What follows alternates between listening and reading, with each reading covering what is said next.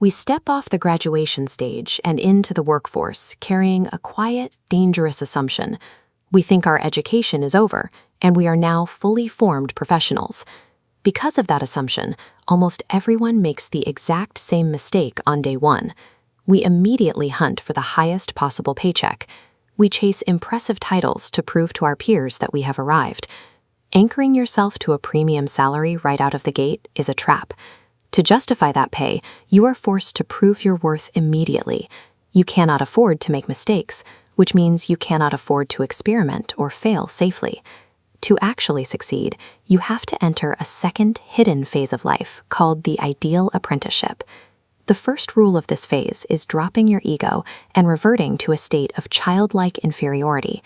Your objective in these early years has nothing to do with accumulating wealth or a prestigious title.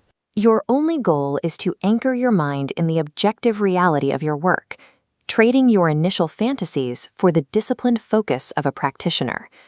When you choose the high-pressure, high-paying corporate track, your thoughts naturally revolve around your insecurities and surviving the next review. You cling to the procedures you already know. Fear and self-preservation dictate your daily work. Contrast that with taking a position that offers mediocre pay but places you directly next to a master. This environment pays out in practical knowledge, a commodity providing long-term leverage well beyond a starting salary. Because the immediate stakes are lower, you are granted the freedom to watch, absorb, and test boundaries. You can make errors without professional ruin, quietly gathering the trade secrets that never make it into company manuals. Choosing learning over immediate wealth builds a resilient foundation. It removes the pressure of performance so you can survive the biological process of actual skill acquisition. When you are ready to acquire a new skill during this apprenticeship, there is a strict rule. You must pick exactly one foundational ability to start. Attempting to learn several things at once scatters your focus. Multitasking prevents any single neural pathway from taking root, stopping the mastery process before it can begin. Those first few weeks of single-minded practice are clumsy. You will experience intense frustration, a sharp drop in self-esteem, and agonizing tedium. When you start a new task, your frontal cortex, the command center, is forced into overdrive, processing massive amounts of new information. You must push past this boredom, locking in with uninterrupted focus for hours, forcing those specific neurons to fire repeatedly. That heavy sensation of extreme boredom is a biological stress test. It asks if your mind has the discipline to endure the restructuring required to learn something complex. If you maintain focus, your brain builds physical connections.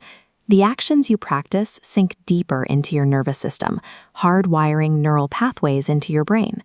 The skill moves out of your conscious frontal cortex.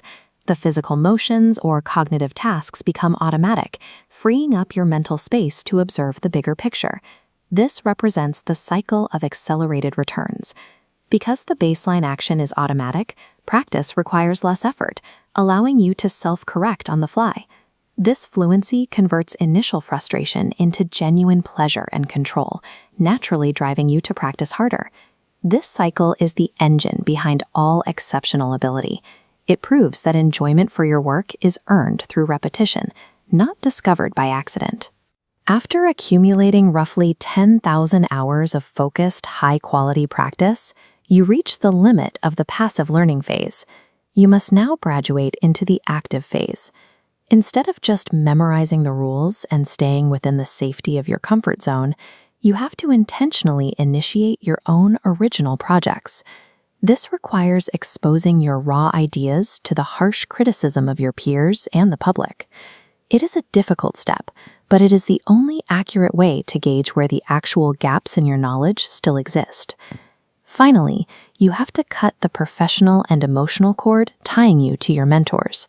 You take the techniques they taught you and alter them to establish your own independent style. Creative independence only exists on the other side of a decade-long process of rigorous, observed trial and error. The myth of the natural-born genius suggests that greatness is a matter of genetic luck. It implies that the highest levels of power are restricted to a select few. But look at the lives of history's most celebrated minds, people like Albert Einstein.